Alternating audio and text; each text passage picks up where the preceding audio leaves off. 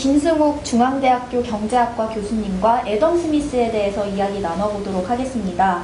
6월 5일이면 애덤 스미스가 탄생한 지 293주년이 되는 날입니다. 이걸 우스갯소리로 바꾸면 293년이면 강산이 290번이 바뀌었음에도 불구하고 이렇게 오래됐는데도 애덤 스미스가 여전히 사람들의 관심을 끌고 있습니다. 그 이유는 무엇이라고 생각하시나요, 교수님은? 보통 이제 아담 스미스의 국부론 때문에 네. 자본주의가 또 시장 경제 또는 뭐 자본주의 경제학이 시작됐다 이렇게 얘기를 해요. 그래서 경제학의 탄생과 또 미국의 탄생이 생일이 같다 이렇게 얘기를 하죠. 왜 그러냐면 미국이 독립선언을 한 게 1776년이고 국부론이 나온 것도 1776년이라서 그렇게 얘기를 해요. 그래서 이안 모리스라고 하는 학자가 네. 아담 스미스의 그 경제학의 생일과 네. 미국 그 독립은 생일이 같다 이렇게 얘기를 했는데 네.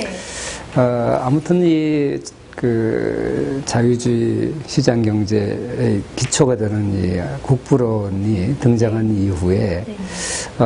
계속 이 중상주의에 대한 비판을 국부론에서 많이 했는데 그런데 계속적으로 다시 중상주의로 돌아가려고 하는 움직임이 있어요. 그러니까 중상주의라는 것은 네.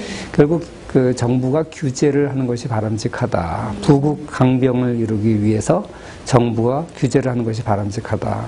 뭐 이런 사상인데 네. 자유주의가 등장하면서 그것이 바람직하지 않다 그랬거든요. 그리고 중상주의 시대에는 부의 원천이 화폐다. 또는 귀금속, 금과 은이다. 이렇게 생각을 했었는데 네. 아담 스미스는 국부론에서 그게 아니라 부의 원천은 네. 생산이다 이렇게 얘기를 했단 말이에요. 그러니까 생산을 증가시키려면 네. 분업을 통해서 효율성이 올라가야 되고 시장이 커지면 분업의 정도가 커지고 그래서 부가 증가된다 이렇게 네. 얘기를 했어요. 그래서 이제 이 자유주의 사상이 확산되면서 네. 정부의 기능도 많이 줄어들고 자유주의 시대가 도래했는데 조금만 어려움이 생기면 다시 중상주의 시절로 회귀하려고 그러는 거예요. 예를 들어서 네. 유럽에서는 이제 한 1860년대 정도 되면 그러니까 국부론이 나온 지 거의 100년 가까이가 됐을 때인데 이제 상당히 자유주의가 확산이 됐어요. 그런데 1873년부터 경기 침체가 오게 되니까 다시 또 보호주의가 고개를 들어요. 그리고 이제 칼 막스나 이런 사람들이 빈부격차에 대해서 얘기를 많이 하게 되고 그렇게 되니까 세계가 다시 또 이렇게 다시 중상주의 시절로 돌아가서 미국같이 자유주의를 중요하게 여기는 나라조차도 20세기가 시작된 첫 20년은 진보의 시대라고 부를 정도로 정부가 경제에 깊숙이 개입을 하게 돼요. 그리고 또 이제 우리가 잘 알다시피 1917년부터 소련에서 공산혁명이 시작돼서 그 이후로 공산주의가 확산되고 또 제3세계 국가들도 사회주의를 표방하면서 점점 세계적으로 이 시장에 맡겨두기보다는 정부가 깊숙이 개입하는 그런 사조들이 많이 생겨나거든요. 물론 이제 20세기 후반에 공산주의가 붕괴되면서 그리고 선진국들이 경제 발전을 다시 추구하기 위해서 영국과 미국을 중심으로 해서 대처 수상이나 레이건 대통령을 필두로 해서 다시 이제 자유주의 사상이 힘을 얻게 됐었지만 또다시 글로벌 금융위기가 2008년, 2009년 오면서 세계는 다시 또 정부 개입을 강조하는 식으로 회귀를 하거든요. 이런 식으로 계속 자유가 중요하다는 걸 인식했다가 조금만 어려움이 생기면 다시 또 정부가 나서서 해결을 해야 되는 것처럼 이런 일들이 벌어지면서 네. 그럴 때마다 아니다 우리가 아담 스미스가 얘기했던 자연스러운 자유의 새 체계가 상당히 중요하다 이걸 계속 강조하게 되는 거죠. 그래서 지금 300년이 아담 스미스 탄생한 지 지금 300년이 다 돼 가는데도 네. 계속 아담 스미스 얘기를 하게 되는 겁니다. 네, 아담 스미스가 그런 말도, 그런 중상주의 뭐 이런 이야기도 했지만 또 행복론에 대해서도 이야기를 했다고 제가 들었습니다. 그 행복이 세 가지가 있는데 최소 수준 이상의 수입을 가지고 건강하고 그리고 빚이 없고 양심에 부끄러움이 없는 생활이 애덤 스미스의 행복론이라고 합니다. 그런데 그 우리나라에서 보통 행복을 이야기하는 사람들은 돈을 아예 언급하지 않거나 돈을 멀리하라는 이야기를 굉장히 많이 하는 것에 비하면 이 애덤 스미스의 행복론은 굉장히 솔직하고 또 실용적인 것 같은데 교수님은 어떻게 생각하시나요? 그렇죠. 스토아 현자들은 뭐 행복은 돈에 달린 게 아니다. 이렇게 얘기하고 우리나라 불교도 좀 그런 경향이 있어요. 물론 기독교도 좀 그런 것 같고. 반면에 현실적으로 많은 사람들이 또 돈이 있어야 행복한다고 생각하죠. 양쪽 극단이 있는 것 같아요. 그러니까 행복은 돈에 달렸다 생각하는 사람도 있고 아니다. 뭐 행복하고 돈하고 관계없다. 이렇게 생각하는 사람도 있는데 아담 스미스는 참 적절한 균형 있는 시각을 가졌던 것 같아요. 일단 아담 스미스는 행복이라는 것은 마음의 평강, 평정, 샬롬 이걸 말한다. 이렇게 해서 스토아 현인들이 생각했던 거하고 비슷한 생각을 했어요. 사실 우리도 알다시피 부자라고 해서 꼭 더 행복한 건 아니잖아요. 그런데 스토아 현자들은 뭐 행복은 전혀 돈이 있고 없고 관계없다 이렇게 봤는데 아담 스미스는 그게 좀 달라요. 인간이 물론 돈이 많다고 더 행복해지는 건 아닌데 인간이 의식주라든지 기본적인 생활을 하는데 필요한 만큼의 부는 필요하다. 만약에 그것보다 부가 조금이라도 적으면 그럼 인간의 행복은 나락으로 떨어진다. 거의 바닥이 된다. 예를 들어서 뭐 살 집이 있다고 해도 당장 내일 아침 먹을 식량이 없다 그러면 걱정되고 그러면 행복하지 않죠. 그러니까 이게 현실이다. 상당히 그런 면에서 현실적인 행복론을 얘기했어요. 그런데 그 기본적인 아까 얘기했던 빚이 없고 건강하고 양심의 꺼리낌이 없으면 그걸로 됐지 더 이상 뭐가 필요하냐. 그 말이 맞긴 맞아요. 근데 아담 스미스에서 빚이 없다는 것은 재산보다 많은 빚이 없다는 뜻이에요. 그러니까 이제 부자 같은 경우에 빚이 많거든요. 그래서 재산은 더 많으니까 그런 건 빚이라고 안 그러고 자기가 갖고 있는 재산보다 빚이 더 큰 거를 말하는 건데 감당하지 못할 그렇지. 감당 못할 빚을 말하는 거예요. 아무튼 이렇게 요 정도만 있으면 행복하다. 그런데 그 이상은 돈이 많다고 해서 더 행복해지는 게 아니다. 그러니까 아담 스미스는 이제 그렇게 생각했는데 또 이런 얘기도 했어요. 근데 어리석은 사람은 이렇게 기본적인 의식주를 갖추고 나서도 행복이 부에 딸린 줄 알고 돈이 많을수록 행복해지는 줄 알고 더 돈을 벌으려고 아둥바둥 한다. 그런데 그렇게 해가지고 더 행복해지냐 하면 그렇지 않은데 바보같이 어리석은 사람들은 돈이 더 많으면 더 행복해질 줄 알고 열심히 야망을 가지고 일을 한다. 그러다 보니까 돈은 벌지 모르는데 그 개인으로 봤을 때는 결국 마음의 평화, 샬롬, 평강을 잃어버릴 수밖에 없다. 그러니까 어리석은 사람이다. 그렇게 얘기를 했어요. 굉장히 현명하네요. 현명하죠. 예. 근데 이렇게 현명한 애덤 스미스가 사실 대학생, 젊은 층들한테는 인기가 없습니다. 오히려 그 칼 마르크스가 인기가 많고 1년에 한 번씩 강좌가 열릴 정도로 그 마르크스에 대한 수요가 높은데 그건 또 왜 그럴까요? 아마 마크스는 아담 스미스보다 이제 100년 정도 후의 사람이고 또 아담 스미스는 그 주류 경제학, 자본주의 경제학 또는 자본주의의 그 단점을 또 적절히 지적했다라고 생각하는 것 같아요.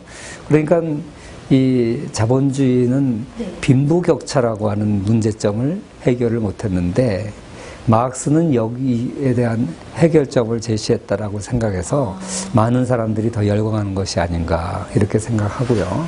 또 사람이 어떤 그냥 조화로운 정의보다는 남 욕할 때 더 친구가 된다고. 사실 어떻게 보면 마르크스의 정의론은 계급 갈등에 기초한 정의론이에요. 증오를 부추기고 남을 비판하고 네 잘못이 아니야. 저놈들 때문이야. 속이 시원하죠. 그래서 자꾸만 사람들은 너 때문에 네가 가난한 건 네가 못나서 그래. 그러면 견디지 못해요. 너 때문이 아니라 사회 구조 때문이다. 그러면 상당히 위안을 받고 뭔가 카타르시스적으로 해결을 하고 비난을 할 수 있는 상대가 있으면 만족을 느껴요. 그래서 그런 것이 아닌가라고 한번 생각을 해보는데, 아무튼 많은 사람들이 이 증오와 갈등으로 정의를 이룩할 수 있다라고 생각하는 것 같아요. 근데 그건 그렇지 않거든요. 그냥 마음만 불편해지지. 그렇죠. 사회 행복이라는 것은 조화를 통해서 이루어진다는 것을 요즘 그 인간의 본성을 연구하는 사람들이라든지 행동경제학이라든지 게임 이론이라든지 이런 걸 보면 이 협력을 잘하는 존재들이 살아남는다. 그리고 결국은 협력을 잘하는 것이 최종적으로 우수한 해법이다. 이런 얘기들을 많이 하거든요. 그런 면에서 봤을 때 조화를 강조한 아담 스미스의 이론이 최후의 승리자가 될 거라고 저는 생각을 합니다. 저도 아담 스미스가 훨씬 더 좋습니다. 그 인간 본성에 기초하고 그런 것이 전 더 솔직하게 느껴지고 더 현실적이라고 생각을 하는데, 특히나 그 공익과 사익의 조화를 이야기한 보이지 않는 손이 저는 굉장히 기억에 남고 또 많이 좋아하는 구절인데 그거에 대해서 설명해 주시면 감사하겠습니다. 예. 아담 스미스는 평생에 책을 2권밖에 쓰지 않았어요. 도덕 감정론하고 국부론을 썼는데 이 2개를 계속 리바이즈 했죠. 그 개정 작업을 했는데 그래서 그 국부론은 5번 개정을 했고요. 국부론은 6번, 도덕 감정론은 6번 했어요. 국부론은 5번 하고. 아담 스미스가 1790년에 죽었는데 그 죽는 해에도 도덕 감정론 마지막 6번째 그 교정본이 나왔어요. 근데 그 6번째 교정본은 아주 메이저 리비전, 아주 대폭 수정을 했거든요. 그러니까 도덕 감정론은 아담 스미스가 최초로 쓴 책이자 최후로 쓴 책이에요. 우와. 그리고 아무튼 이럴 정도로 아담 스미스는 평생에 이 2권의 책을 썼는데 2권을 계속 교정을 했어요. 그런데 이 2권의 책에 보이지 않는 손이라는 말이 딱 한 번씩 나와요. 맞아, 저 그렇다고 들었어요. 예. 딱 한 번 나온다고. 그런데 후세 사람들이 봤을 때 이게 그의 사상을 참 잘 대변해 준다. 그래서 이제 보이지 않는 손이 유명한 건데, 도덕 감정론에서는 보이지 않는 손이 어떤 맥락에서 나오냐면 이런 맥락에서 나와요.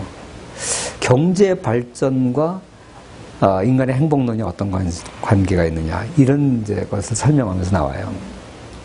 아까도 얘기했지만 인간이라는 것은, 아담 스미스가 보는 인간의 행복이라는 것은 어느 정도 먹고 살 것이 있으면 그건 마음의 평강을 얻고 적절하게 사는 것이 현명한 사람이고, 그러면 행복이 극대화된다. 근데 어리석은 사람들은 돈이 더 많으면 더 행복해질 줄 알고 끊임없이 야망을 가지고 야심을 가지고 돈을 벌려고 그런다. 근데 그 사람은 돈은 벌었을지 몰라도 마음의 평강을 잃었기 때문에 본인은 손해를 보는 거다. 어리석은 사람이라고 표현을 한 거예요. 근데 사회 전체적으로 봤을 때는 그런 사람 때문에 사회가 발전한다는 거예요. 우와. 만약에 모든 사람이 그냥 있는데 만족하고 아무런 노력을 안 한다, 그건 사회 발전이 없다는 거죠. 근데 누군가는 돈을 더 벌려고 열심히 노력을 하는 덕분에 사회는 발전한다는 거예요. 그러면서 어리석은 지주 아들 얘기를 해요. 어떤 가난한 농부의 아들이 보니까 자기 아버지는 가난한데 이웃에 있는 부자 지주는 화려한 마차를 타고 다니고 멋있는 집에 살고, 그게 부러운 거예요. 그래서 어릴 때 나도 언젠간 커서 저렇게 지주같이 부자가 되리라, 그렇게 야심을 품고 열심히 일을 했어요. 그래서 많은 부를 일궈서 늙어보니까 부자가 됐어요. 우와. 그런데 그 사람이 그러면 그만큼 행복했냐? 아니라는 거예요. 그 사람은 그 부를 일구기 위해서 마음의 샬롬, 평화를 잃어버렸기 때문에 손해를 봤다는 거죠. 그리고 그렇게 많은 부를 잃었지만 그러면 그 사람이 가난한 사람보다 더 많은 것을 소비했냐?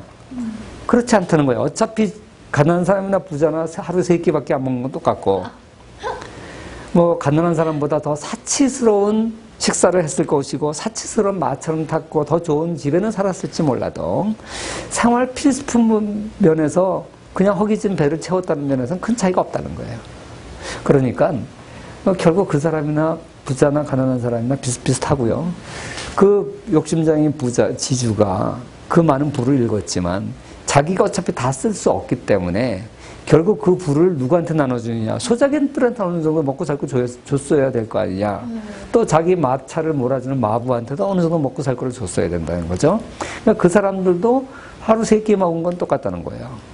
그러니까 아까도 얘기했지만 인간의 행복이 부에 비례하는 게 아니기 때문에 사치품 분배 면에서는 분명히 부자는 가난한 사람보다 훨씬 더 사치스러운 재화를 누렸지만 인간의 행복은 사치품을 얼만큼 누리냐에 달려있는 것이 아니라 생활 필수품을 어떻게 누리냐에 달려있는 거기 때문에 그 면에서는 차이가 없어서 행복이 균등하게 분배됐다는 거예요. 그런 면에서 봤을 때 아담 스미스의 관점에서 봤을 때 네.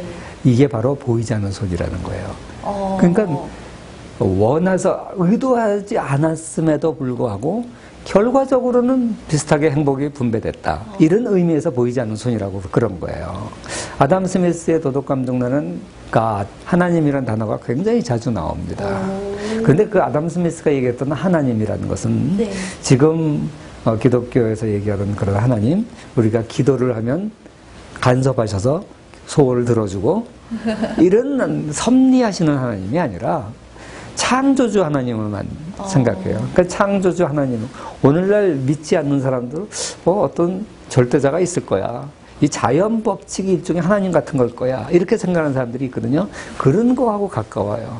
그래서 이걸 철학자들은 네. 이 이신론적 하나님이라 그래요. 조금 어렵지만 그 이신론이라는 것은 유신론에서 무신론으로 넘어가는 과도기적 신관인데 유신론이라는 것은 창조와 섭리 두 가지를 다 믿는 걸 유신론이라 그래요.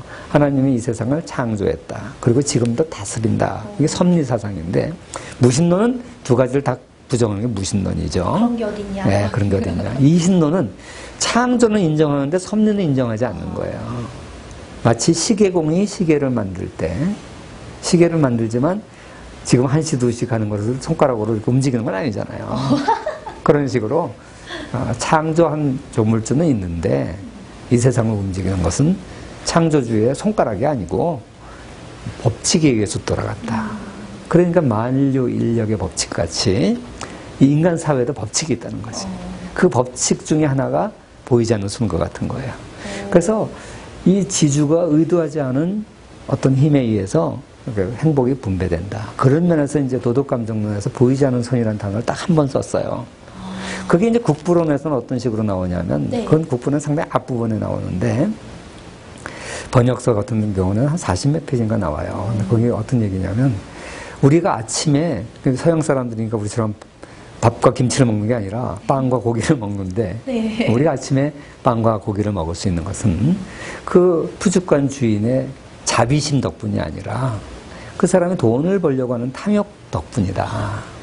그러면서 탐욕, 사익을 추구하다 보면 결국 자기가 돈 벌려고 열심히 고기를 준비해서 파는 거고 그 덕분에 우리 쉽게 고기를 싸게 사서 먹는다. 그래서 이 보이지 않는 손에 의해서 사익이 공익과 조화를 이룬다. 이런 맥락에서 국부론에서 딱 한 번 언급을 해요. 뭐 각주에도 한 번 나온다 그러더라고요. 저도 확인을 안 해봤는데 그거는 아무튼 이렇게 아담 스미스가 평생 쓴 두 저작에 딱 한 번씩밖에 나오지 않는 단어이지만 이 보이지 않는 손에 의해서 사회가 질서가 잡혀가고 또 사익과 공익이 조화를 이루어서 탐욕이라는 것이 개인에게 볼 때는 굉장히 나쁜 것처럼 보이지만 공익과 조화를 이룬다. 그래서 시장이라는 것은 이 탐욕이라는 악덕을 상당히 공익을 이룬다는 좋은 것으로 바꾸는 이 연금술과 같은 거다. 연금술이 돈같이 이렇게 별로 좋지 않은, 비싸지 않은 걸 금으로 만들어주는 걸 연금술이라고 그러잖아요. 그러니까 시장에는 탐욕을 공익으로 바꾸는 연금술과 같은 것이다. 이제 이렇게 마이클 샌들 교수는 표현을 했는데 아무튼 이 보이지 않는 손의 사상은 그런 겁니다. 그러니까 의도하지 않은 일자리도 창출하고 또 그게 여러 사람을 이롭게 하는 것이고. 그렇죠. 되게 신기하다. 교수님 293주년 어떻게 보내실 계획인가요? 이번 일요일이 네. 6월 5일이 이제 293주년이에요. 네. 그래서 그걸 기념해서 네. 자유경제원에서 이제 아담 스미스 탄생 293주년 강연을 해달라 그래서 네. 오늘 강연을 했는데 네. 덕분에 저도 아담 스미스의 생각을 사상을 다시 한번 돌아보는 좋은 계기가 됐습니다. 고맙습니다. 네, 저도 교수님 덕분에 공부할 수 있어서 너무 좋았습니다. 예. 감사합니다. 예.